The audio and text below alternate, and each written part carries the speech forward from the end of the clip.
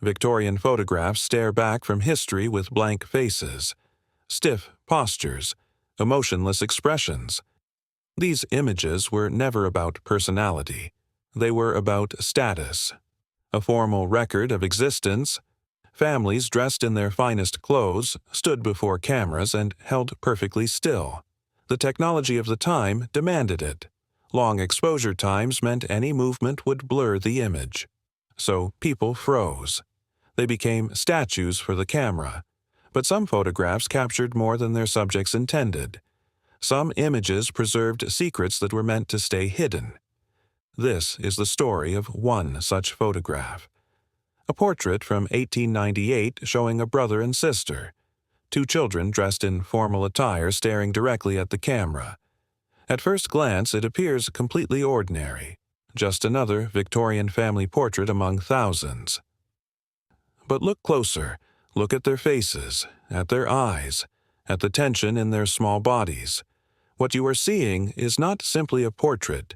It is something far more desperate. It is a plea, frozen in time.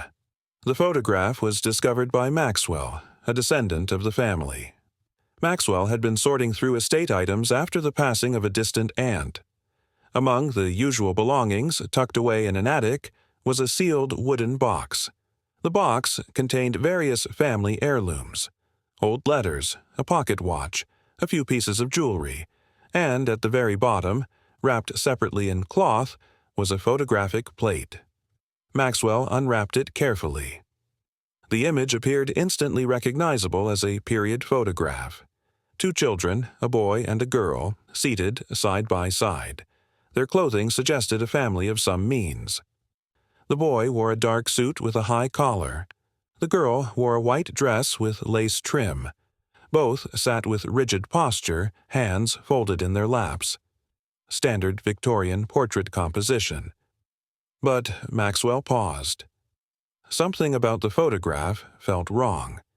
The faces of the children were not simply formal. They were tense. Their eyes were wide, almost strained. Their mouths were set in expressions that were neither smiles nor neutral poses. There was something in those faces that made Maxwell uncomfortable. The photograph had been wrapped separately from all other items in the box. It had been protected, preserved, kept apart. This suggested significance. Maxwell decided to investigate further. The first stop was a specialist. Riker worked as a photo historian, someone who studied historical photography techniques and could date and authenticate old images. Maxwell brought the photograph to Riker's office. Riker examined it under magnification, studying the paper stock, the chemical processes used, and the mounting card. The photograph was a silver gelatin print, a common process for the late 1890s. The cardstock confirmed the date range. On the back of the mounting card was a stamp. It read, "Studio of Alejandro," followed by an address in a small town. The date was written in faded ink, October 1898. Riker noted something unusual about the photograph's technical qualities.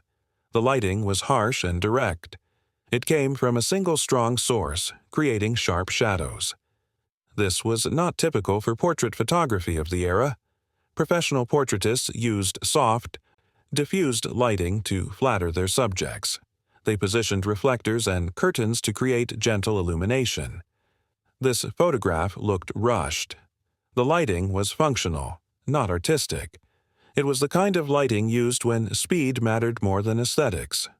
Maxwell wanted to know more about the children in the photograph. Who were they? What happened to them? The next step was the local historical archive.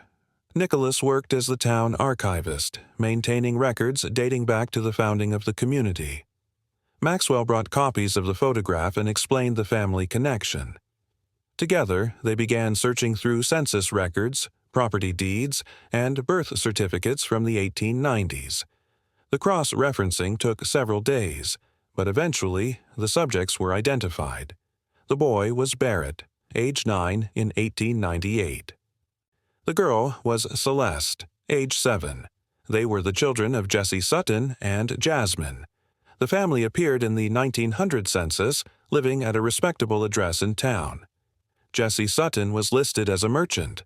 The family seemed unremarkable, middle class, stable. But Nicholas found something else. While searching through digitized newspaper archives, a brief article appeared from late October 1898. It was barely 2 sentences long. The article mentioned a domestic disturbance at the Sutton residence. No arrests were made. The incident was described in vague terms, the kind of coded language newspapers used when discussing sensitive family matters. The article appeared 2 days after the date written on the photograph. This discovery shifted the investigation. The photograph was taken on the same week as some kind of incident at the family home. The timing could not be coincidence. Maxwell and Nicholas decided to learn more about the photographer, Alejandro, whose studio stamp was on the photograph. Nicholas searched the archive for business records and newspaper advertisements from the 1890s. What they found changed everything. Alejandro was not simply a portrait photographer. He held a contract with the local police department. In 1898, forensic photography was still a new field. Police departments were just beginning to understand the value of photographic evidence. Crime scenes could be documented. Injuries could be recorded. Evidence could be preserved visually in ways that written reports could not match. Alejandro was one of the early practitioners of this work. His studio advertisements promoted portrait services, but his business ledgers showed regular payments from the police department for documentary photography. He photographed crime scenes, documented evidence, and created visual records for court proceedings. This revelation raised an immediate question. Why was a forensic photographer creating a family portrait? Or was it a portrait at all? Maxwell showed the photograph to Mackenzie, a psychologist who specialized in nonverbal communication and trauma responses. Mackenzie studied the faces of the 2 children carefully. The analysis took time. Mackenzie examined the eye positions, the muscle tension visible in their faces, the set of their jaws, the positioning of their bodies. The conclusion was striking. The children were not displaying typical camera nervousness. In the 1890s, many people had never been photographed before. Some showed anxiety about the process itself, but that anxiety looked different. It was uncertainty about the unfamiliar technology. These children showed something else entirely. Mackenzie identified the expression as suppressed terror. It was the look of someone trying desperately to remain still while facing an immediate threat. The eyes were locked on something specific. The muscles around their mouths showed the strain of forced composure. Every part of their faces communicated fear that was being actively controlled. More significantly, both children displayed identical expressions. They were mirroring each other perfectly. This suggested they were both focused on the same source of threat. They were both seeing the same thing. And that thing was in the room with them, likely directly in their line of sight. The investigation returned to the archive. Maxwell and Nicholas requested access to Alejandro's business records. Many photographers of the era kept detailed ledgers of their appointments, clients, and fees. These records were sometimes donated to historical societies after a studio closed. Alejandro's ledgers had been preserved.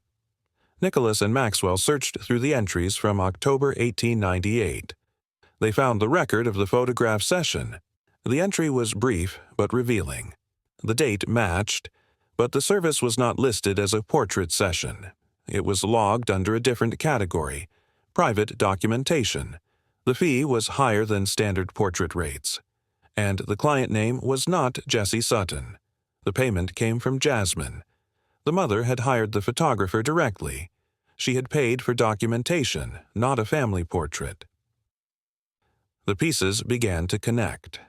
Maxwell and Nicholas returned to the newspaper article about the domestic disturbance. It occurred 2 days after the photograph was taken. The timing now made sense. The photograph was not a casual family portrait. It was evidence. The full picture emerged slowly but clearly. Jasmine feared her husband. The family appeared respectable in public records, but something was happening inside their home. Something that terrified the children. something that Jasmine could not speak about openly. In 1898, options for women in such situations were extremely limited. Divorce was socially devastating and legally difficult. Police intervention in domestic matters was rare and often ineffective. A woman's testimony alone was frequently dismissed. Proof was necessary. Jasmine found a solution. She contacted Alejandro, not as a portrait photographer but in his capacity as a documentary photographer, someone who created evidence for official purposes. She arranged a session and brought her children. The harsh, functional lighting now made sense. This was not meant to be a beautiful portrait. It was meant to be clear documentation. The fast, direct lighting ensured sharp detail and quick exposure. But the most important element of the photograph was the expressions on the children's faces. Mackenzie's analysis had identified suppressed terror. The children were looking at something that frightened them deeply. They were trying to remain still, trying to be obedient, but their fear was breaking through. Jesse Sutton was in the room. He was almost certainly standing near the camera, perhaps next to Alejandro. He was watching his children. He may have been instructing them to sit properly, to look correct, to represent the family well. He had no idea what the photograph would truly document. The children were not afraid of the camera. They were afraid of their father. They were staring directly at the source of their terror. And Alejandro captured it perfectly. The photographer was not just an artist in this moment. He was a witness. He understood what Jasmine was trying to document. He set up his equipment to capture truth, not beauty. He preserved evidence that could not be spoken aloud. The newspaper article took on new meaning. 2 days after the photograph was taken, there was a domestic disturbance at the Sutton home. Jasmine likely presented the photograph to authorities, perhaps to a sympathetic police officer or a town official, perhaps to a judge. The photograph showed what words could not adequately convey. It showed the fear her husband instilled in their children. It showed the reality of life inside their home. The disturbance mentioned in the newspaper was likely the confrontation that followed, an intervention, a warning, some kind of official action. Nicolay searched further through the records. What he found confirmed the story's resolution. After October 1898, Jesse Sutton's name no longer appeared at the family address. By the 1900 census, Jasmine was listed as head of household. Jesse was not listed with the family. Property records showed the house was transferred solely to Jasmine's name in early 1899. Most tellingly, by 1901, Jasmine and the children had moved away entirely. They appeared in records from a different town, over 100 miles away. They had new lives. Jesse Sutton's name vanished from their records. The family had escaped. The photograph in Maxwell's hands was not simply an old family portrait. It was a tool of survival. It was proof that had enabled a desperate mother to protect her children. It was evidence that had given her the leverage she needed to change their circumstances. Alejandro's role was crucial. He could have refused the unusual request. He could have created a standard flattering portrait that would have been useless as evidence. Instead, he understood what was needed. He created documentation. He captured truth. His work as a forensic photographer informed his approach. He knew what evidence looked like. He knew how to create an image that would be taken seriously. The harsh lighting, the direct composition, the clinical quality of the image, all of it served the purpose. This was not art. This was evidence. And it worked. Haven, a colleague of Nicolay who specialized in women's history, reviewed the case. Haven noted how rare such documentation was. Most women in Jasmine's situation had no recourse. They had no evidence that would be believed. They had no way to prove what happened behind closed doors. Jasmine's use of photography was innovative. It was creative problem-solving under extreme constraint. The photograph also revealed something about Alejandro. Forensic photography was his profession, but this was personal documentation. He was likely breaking social conventions by taking this assignment. Families were supposed to be private. domestic matters were not supposed to be exposed. By creating this photograph, Alejandro was taking a side. He was making a choice to help. Jenna, a researcher studying Victorian social history, pointed out the significance of the children's expressions. In normal portraits, photographers worked hard to make children look pleasant. Parents wanted images that showed their offspring as well-behaved and content. Any photographer who delivered an image showing terrified children would normally be considered a failure. But Alejandro delivered exactly what Jasmine needed. He captured the truth of those children's experience. He did not try to hide it or soften it. He documented it clearly. Ashton, who studied the history of domestic violence intervention, explained how limited options were in 1898. There were no shelters, no hotlines, no social services as we understand them today. Police rarely intervened in family matters. Courts were reluctant to dissolve marriages. Women who left their husbands faced poverty and social ostracism. Evidence that could not be dismissed was essential. Jasmine understood this. The photograph was her leverage. It was proof that even Jesse Sutton could not explain away. It showed what his children felt in his presence. It revealed truth that propriety normally kept hidden. The fact that Jasmine kept the photograph, wrapped separately in that wooden box, suggests its ongoing importance to her. It was not just evidence used once and discarded. It was a record of a turning point. It marked the moment when she took action, when she fought back using the tools available to her. For Barrett and Celeste, the children in the photograph, this image captured the worst moment of their young lives. But it also captured the beginning of their liberation. Shortly after this photograph was taken, their circumstances changed. Their father was removed from their daily lives. They moved to safety with their mother. The photograph documented their fear, but it also enabled their escape. Maxwell's discovery of this photograph, over a century later, revealed a hidden history. What appeared to be a simple, slightly unsettling portrait was actually a sophisticated piece of evidence gathering. It showed how one woman, working within severe constraints, found a way to protect her children. The photograph also revealed the role of allies. Alejandro could have refused. He could have tried to make the children smile. He could have created a conventional portrait. Instead, he understood what was needed and delivered it. He used his skills to document truth. He became part of the solution. This story raises questions about how many other photographs contain hidden meanings. How many images in archives and family albums document more than they appear to show? How many ancestors used available tools in creative ways to address problems they could not solve through conventional means? Victorian photographs are often dismissed as stiff and formal. We assume they show nothing of real life, but this photograph proves otherwise. It shows terror. It shows courage. It shows a mother's determination and a photographer's integrity.